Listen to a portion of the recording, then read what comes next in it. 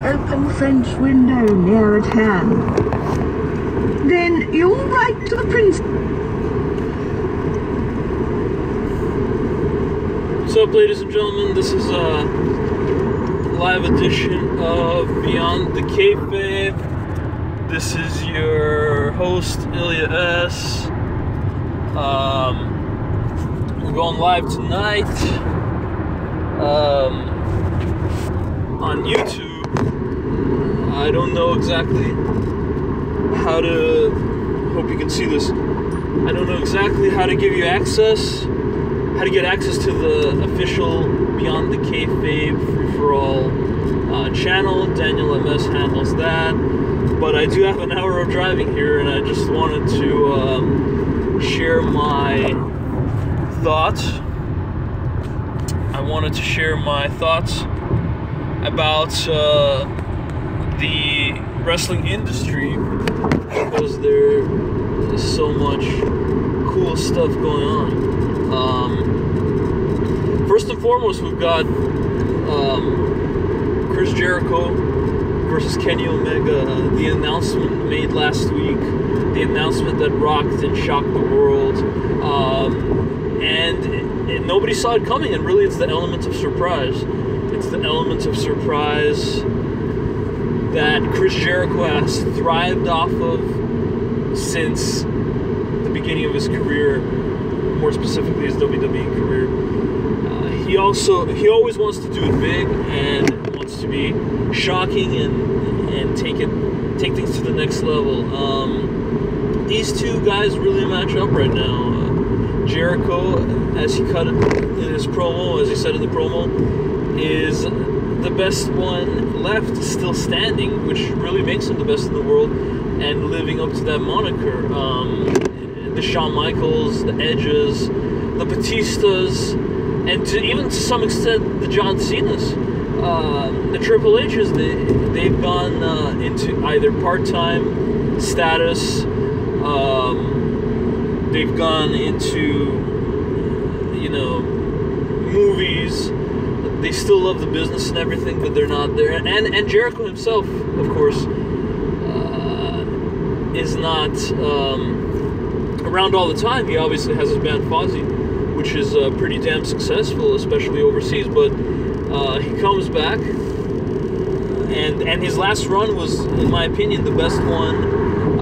Maybe a close number two to his 2007 return, in which he had a memorable feud with Shawn Michaels. He had a lot of chemistry with Kevin Owens. He really found his niche with the List of Jericho. It just stuck, like a lot of things in his career. You got to be at the right place at the right time. You've got to have the crowd support. You've got to evolve with the times, and you just have to have a little bit of creativity. And Jericho has always been a combination of those things. Now, Kenny Omega, I'll be honest with you, I don't really watch New Japan, but I do hear things. Being a wrestling fan, being a WWE fan specifically, we do hear things.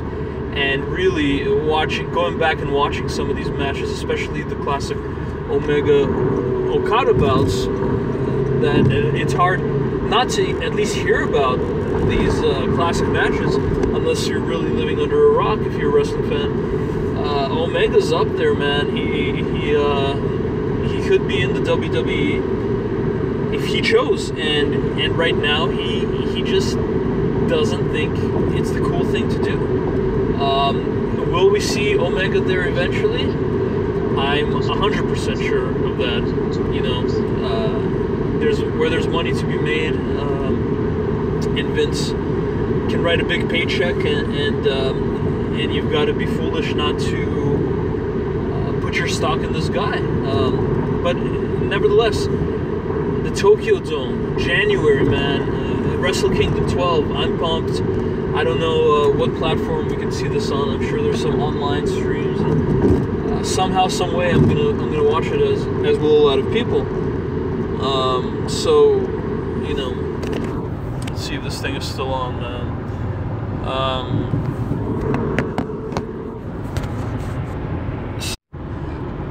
Okay, we reconnected, guys. I don't have any listeners or viewers right now. I believe that's because nobody knows we're on here right now. But this is fun. You know, I'll archive this. I don't really care if nobody listens to me. You know, I love to talk wrestling. I have an hour drive to visit my girlfriend tonight in Burbank. Shout out to you, Diana. But anyway, love you. But anyway, getting back to this Omega Jericho thing. Omega won the match. Video package, the classic countdown with a little parody of the video that, you know, kind of Jericho used in his very first debut in WWE. Masterfully done. Jericho holding up a picture of Omega, very serious. The promo, Jericho always been great at promos, and this was you could tell he's pumped. And so anyway, cutting to the chase, this is gonna happen. It's gonna happen. Omega Jericho, a dream match. People were predicting this may happen at the Jericho Cruise in 1 year, next October. But it's happening at the Tokyo Dome, and the Japanese publicity, the Japanese management, and the Japanese fans could not be happier, guys. You know, and we don't know at this point if it's a one-time deal. It seems like it's a one-time deal, you know, but what we do know is Jericho has been a free agent for 6 months. The appearance he made at that one SmackDown was a one-off deal, so he could fill in for somebody, I believe, in the triple threat match. Vince giving his blessing. He's all right with this. Vince is all right with this, and I believe that whether Vince is all right with it or not, Jericho's really his own man, and he would have done it anyway. But it's great to have, you know, the big boss's blessing. That means they're still on good terms with WWE, and that means that we still have a chance of seeing Jericho both at SummerSlam and WrestleMania. We do, and so nevertheless. Sorry, not SummerSlam, WrestleMania, and then, you know, SummerSlam, Royal Rumble, etc., etc. I think he has another couple of runs left in for the WWE. Another thing we know is that Jericho hasn't he has not wrestled outside of WWE, and he said he never would, and he really hasn't since 1999, guys. 1999, but apparently the stars aligned. These two wanted to make it happen. They were teasing a little bit of a friendly rivalry on Twitter, and people thought it was just that, just two pals joking around. They're both Canadian, similar styles. So I'm interested in how this match will go. Jericho has slowed down a bit. He's 47 years old, guys.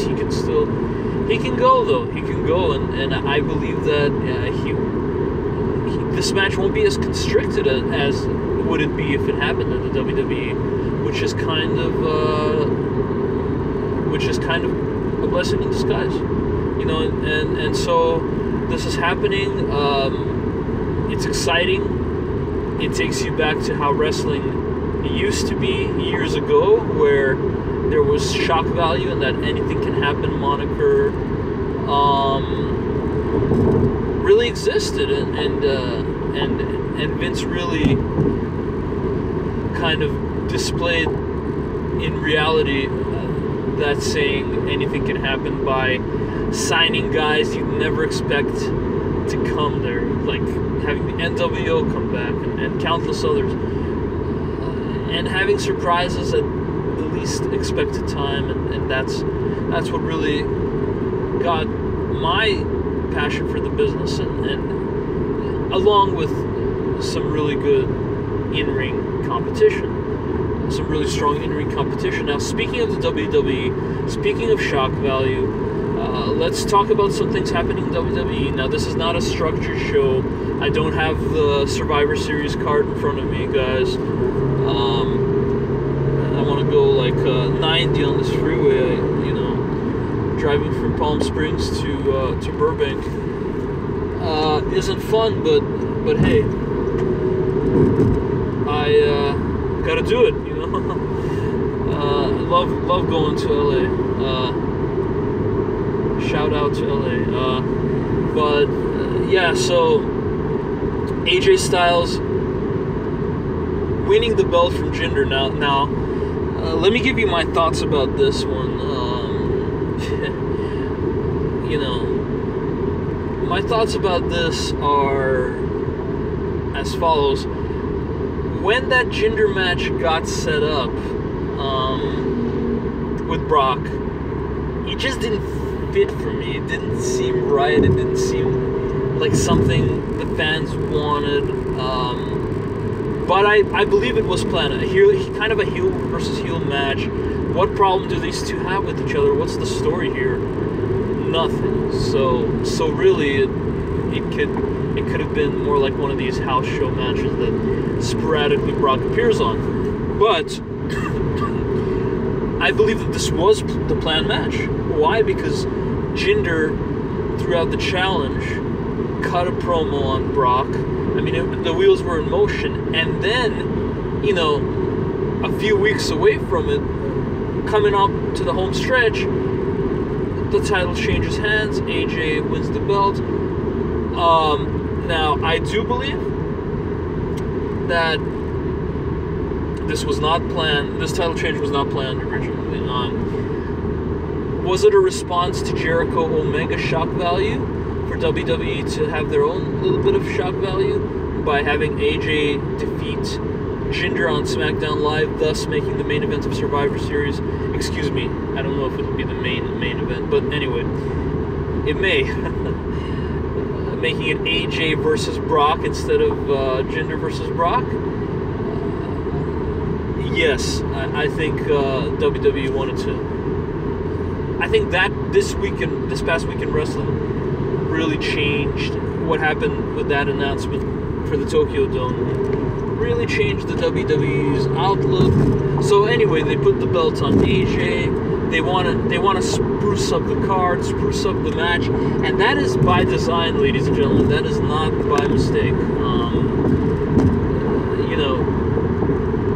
After this match, it's belt versus belt. It's huge.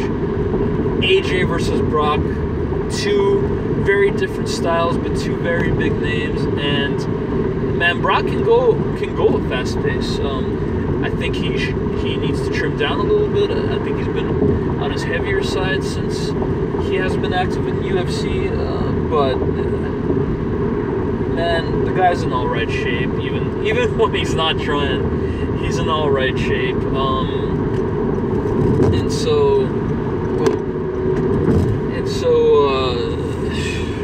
Man, what can I say? What can I say? Hold on, intermission.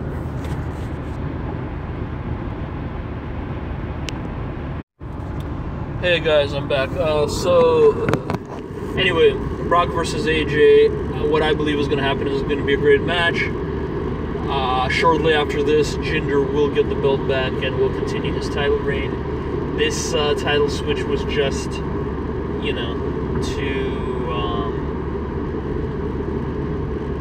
to make the match at Survivor Series basically a better card, a stronger card. That's what this was for. And then Jinder will go back to it, and I believe he's telling the truth when he did share that this was not this title change was not due to bad behavior or a drug test failure. This was, so I believe, and what he said was that AJ was the better man, but since it's choreographed, I believe it's because I'm holding a banana. Yes, I'm holding a banana. I believe I believe that, shit, I lost my train of thought. Anyway, it's great. It's great, and the card is stacked, man. We got 2 title changes actually this past week. We've got the Bar, Sheamus and Cesaro, going over the Shield, and so for the belts, for the Raw Tag belts, and so now we're gonna have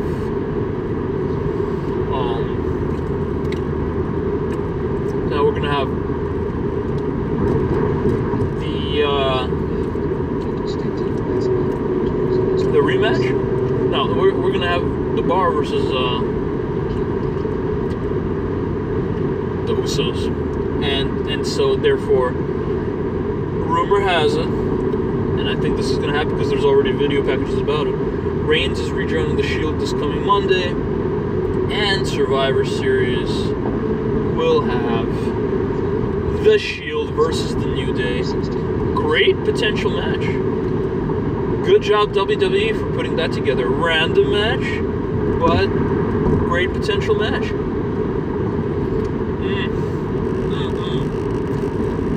This is a good banana. Yeah. I'm gonna litter right now, guys. Hopefully I don't get caught.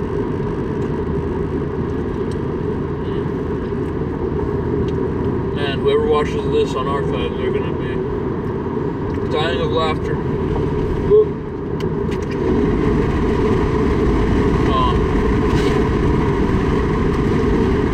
Get my napkin.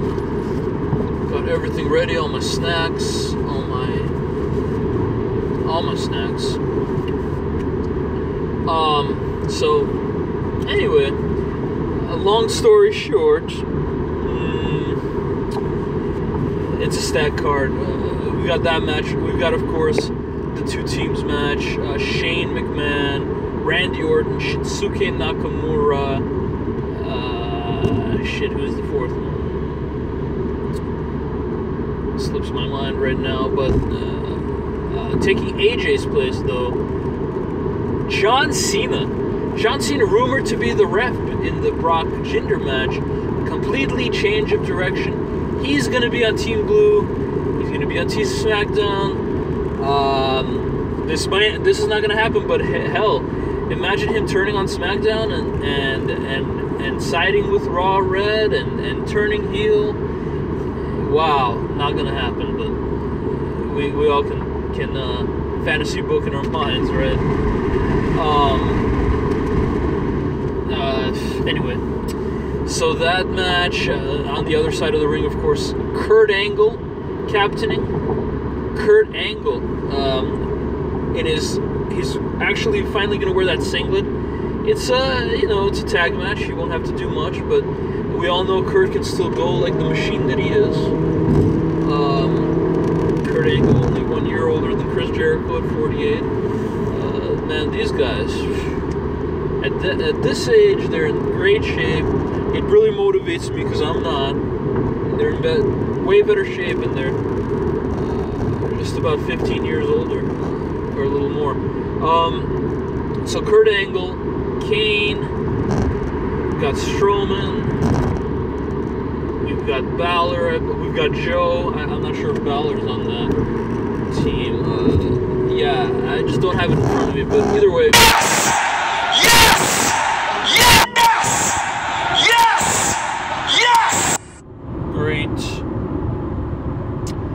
Great match, exciting match, something to John Cena's return. Man, this is a stacked card. I went from being kind of excited, I went from being moderately like to real excited. I'm back. So yes! We got that, and I can't. With the Shield match, with this 8-man tag, and with the main event, it's already worth the price of admission, guys. I wish this card was in LA.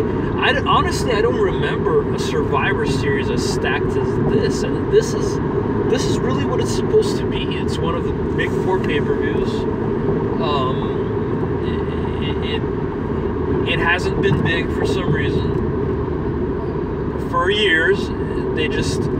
At one point, Vince McMahon actually was thinking about scrapping the whole pay-per-view. Now, this here's a slice of history. It's kind of like WrestleMania or or Royal Rumble or SummerSlam. It's just something that... It's one of the big 4, and they should treat it as such, and I'm glad they're actually investing in it this time. Now, the fact that they're advertising this as the only time SmackDown goes head-to-head with Raw, except for the Raw 25th anniversary, which is coming up.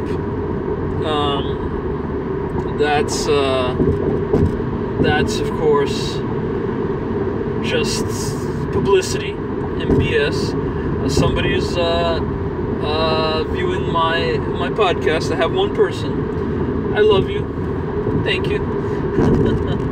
But yeah, back to the topic. While I'm doing this drive, it's going to be a good card. Now, the other shocking things that are happening in wrestling are Raw 25th anniversary, January 8th, I believe, or January 24th. It's going to be in January, guys. I'm not prepared. This is off the cuff podcast, but we didn't have one last night, so I'm trying to make up for it. Shout out to Daniel MS, my co-host, or Dan the Man Boxing, as he now likes to be called. So anyway, we have Raw's 25th anniversary. Shawn Michaels, Kevin Nash, and the Dead Man, The Undertaker, announced for this, official. And this is not even going to be it. You know, this is not even the only thing. We're going to have more announced, you know, as we come closer. I'm sure The Rock will make an appearance. Basically, they want to go all out for this thing. You know, it's just going to be great. It's already sold out, you know. So basically, it's more exciting than the WrestleMania travel package at this point. So you know, hopefully they can put together a really nice. I don't know why I'm stammering. A really nice, a really good card for the fans. But the thing that really sticks out to me is the Undertaker's on this card. The Undertaker's returning on this card. Now this is 2 weeks out from the Royal Rumble. 2 weeks out from the Royal Rumble, and it's. I don't believe personally that Undertaker would come back just to appear, say hi to the fans, and go. Now, I may be mistaken. You know, he could do his entrance for half the show, his slow entrance, and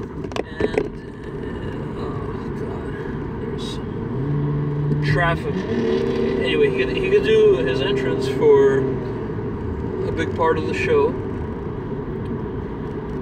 and that could be it. But I'm thinking he's decided that he's gonna go at another go at this year's Mania. Even though there's a lot of other shows you're going to listen to on the interweb that are going to say things like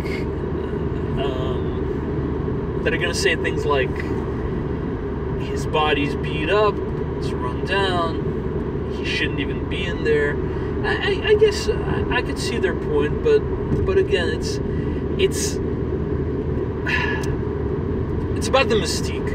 I mean, the in-ring, of course, action has been a focal point for a long time, and he's really improved over the years. I mean, when Undertaker first came on the scene, he couldn't do much, and most recently going back to the WrestleMania 25 Classic with Shawn, one of the best matches I've ever seen. So my point is, Undertaker doesn't even have to do much, and yet it can still be a great match. And yes, it is a payday, but I still think it's great to have the Undertaker be a focal part of WrestleMania. I think maybe he'll do something with Kane. I know Kane may be on his final run himself. He's running for mayor. If he wins, he won't have time. He's destroying everyone. I think he's going to drop the ball to Strowman, which pass the torch to Strowman, and take some time off. I don't believe that he's completely done, but obviously we haven't seen Kane since this recent run. Before this recent run, we hadn't seen Kane in over a year and a half.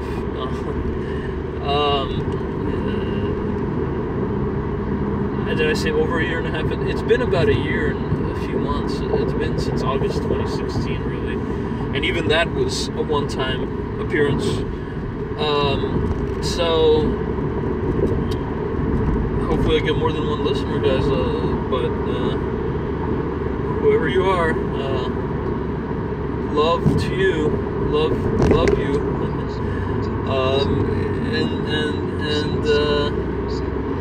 Anyway, so yes, he left his coat and his hat in the ring at WrestleMania 33. It was a sign. It was a big sign. Every year there's signs, guys. I mean, the biggest one was last year, but nobody said he's officially retired. I think that is for a reason. I think that was for a reason. Nobody said it. And so he's going to be back. How many more times will he be back? I think he's got a few. And I first started thinking about this when he appeared. There were photos leaked out where Taker appeared at Ric Flair's 30 for 30 premiere at the movie theater, and he had his hair dyed black. And he only does that when he's going back to the Fed. And so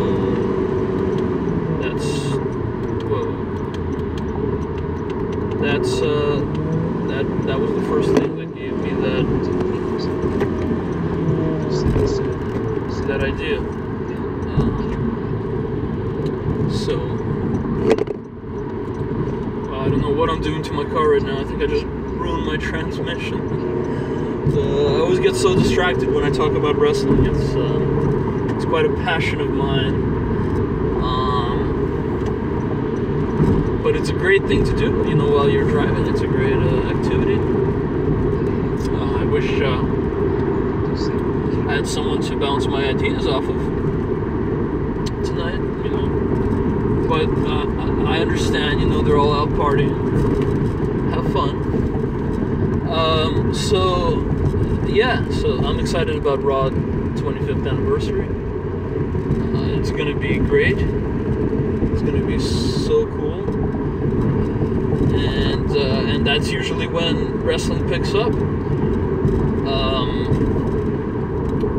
Around January, so it's definitely a proper and fitting time for the Undertaker to come back, and interesting to see what transpires. I mean, Roman's still bragging that he beat him, that it's his yard. Could we see a rematch? I know that's not what a lot of people want. They're still down on Roman, but hey, it's Vince's guy, guys. It's gonna happen. It's gonna happen. More is gonna happen. What they're planning next year is Roman versus Brock. So what I'm seeing for possibilities for Taker, if in fact he does return, Kane is a good choice. Kane's not a bad choice. But nevertheless, moving on. The final piece of news I wanted to touch on today was Paige.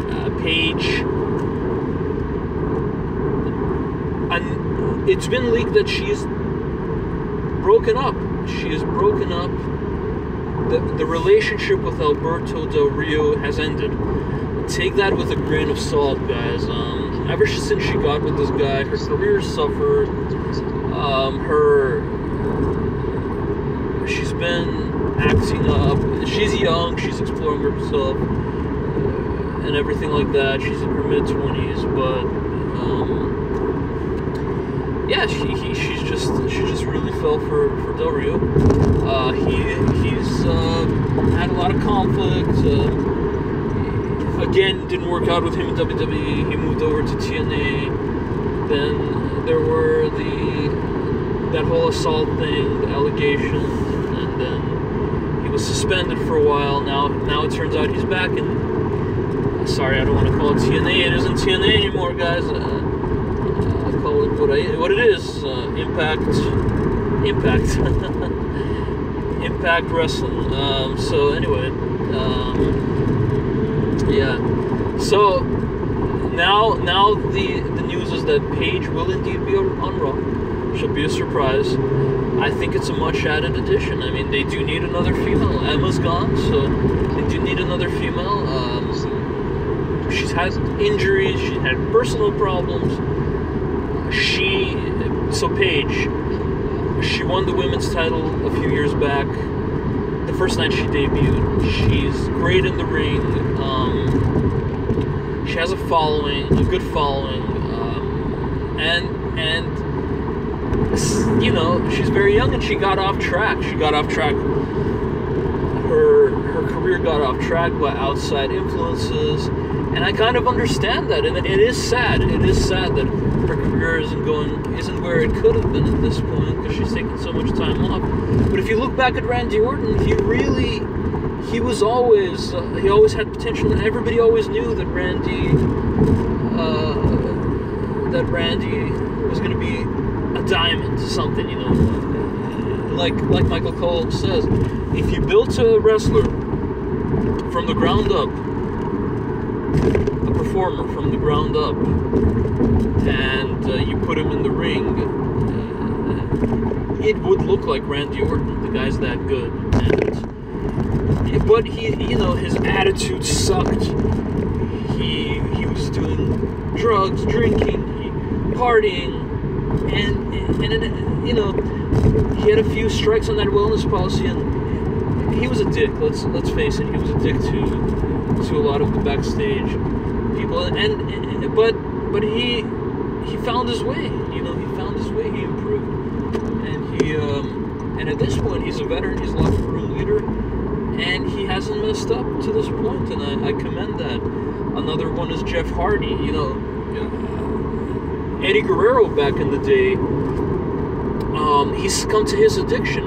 Incredibly talented performer. Succumbed to his addiction. Had to work his way up.